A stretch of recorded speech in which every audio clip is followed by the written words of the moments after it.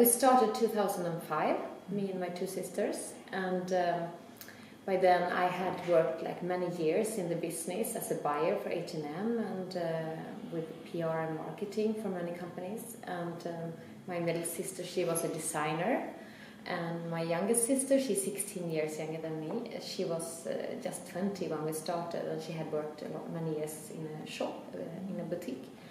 So we got like each roles directly, different roles. I was a marketing director, and my sister was a designer, and the youngest one was a saleswoman.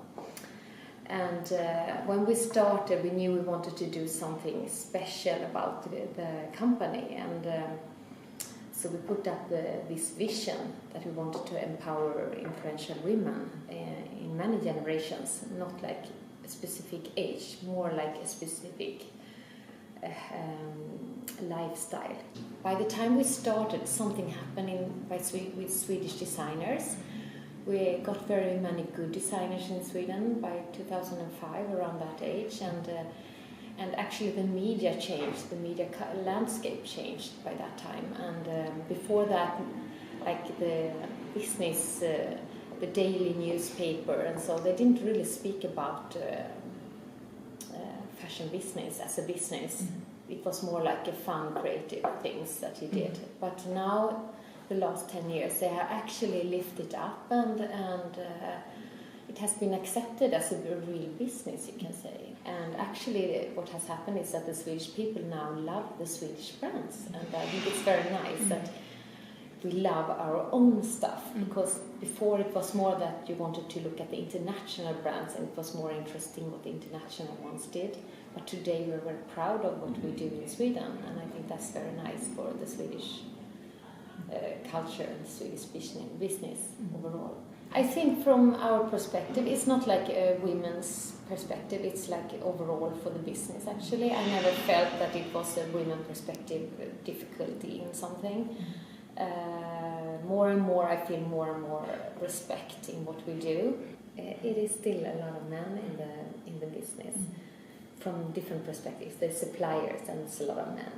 But then we actually started, the first factory supplier we worked with was a woman who named her factory with her name and her daughters, because she lives in Estonia, and she was a knitting factory, and we went to see her before we started up, and we had a very good meeting, and it was so nice to work with women, and she loved our idea about the company, so she did very nice products for us to sell on.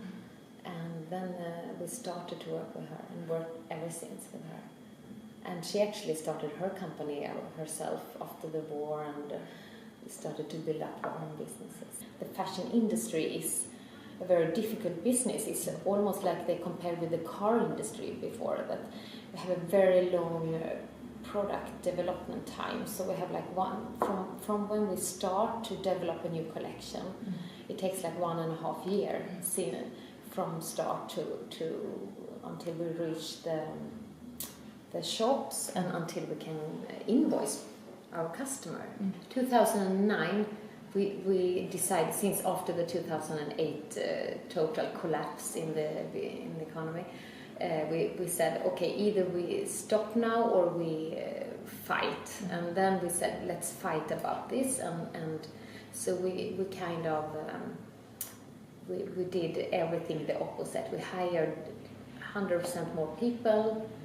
We changed from two collections per year to 4 collections per year, and we took in some investors, not so much, but a little bit, so we could give these people like trygghet, security for like 1.5-2 years, so they knew we had money and salary for them.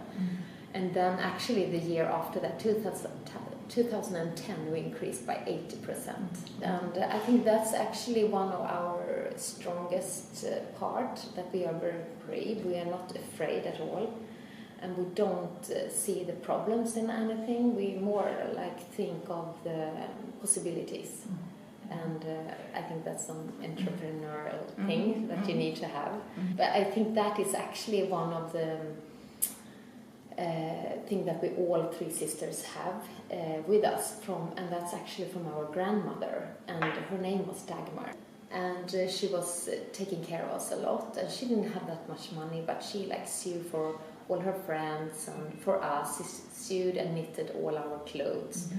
And she was a fantastic woman, and I spent a lot of time with her when I was a small kid, and she was very close to us. So the brand name of the clothes is Dagmar, and the brand name of the company is House of Dagmar, because we wanted to have a vision to build a house, and it could be anything that is in a house, really, for the future. What we want to do is to give women an inner strength, so when they are in a social occasions, they can feel totally reliable and trust in what they are, how they are dressed, so they can totally focus on their meetings, even if it's with friends or in business time. They can trust how they are dressed, because today it's so important for influential women to visualize how they are or who they are, and it's important to show that they are forward. Men have the strength. If they go into an important meeting, they put on a shirt and a blazer, not necessarily a tie anymore, because that's not so important, at least not in average businesses, but this, so they get the strength, the reliability of some kind of power, and women don't have that. We created these 3 Qs, in a way, quality Qs, and we said good quality. We called everything. Dagmar should stand for good quality. What we really meant today, that quality word, is actually a good sustainability. That word wasn't even there when we started the company. The brand Sweden has something good in it. Quality, a seriosity in a way, a reliability. It has a lot of value, so it was important for us. And actually Swedes are very famous for being trendy too. So this is a very special piece. It's in it. It's one piece, and it takes about 8 hours, a whole day, to produce it. Wow. This sweater I'm wearing today, this is a very special knitted technique. This is a punch needle technique, when you punch in the knits and the leather, so it's sticked together. And it's interesting because we did a good study of our customer, and she's very aware of what she's, of course, of what she wants to wear, and she wants to have some kind of, she wants to be sensual, and she wants to be seen as an intellectual person, but at the same time she wants to keep her sensuality as a woman, even though she is probably an influencer in some way, but she wants to have some attitude. They don't put on a classic suits because they are supposed to do that. They do their own way, and I think that's so nice, and that's what we try to help them, to give them.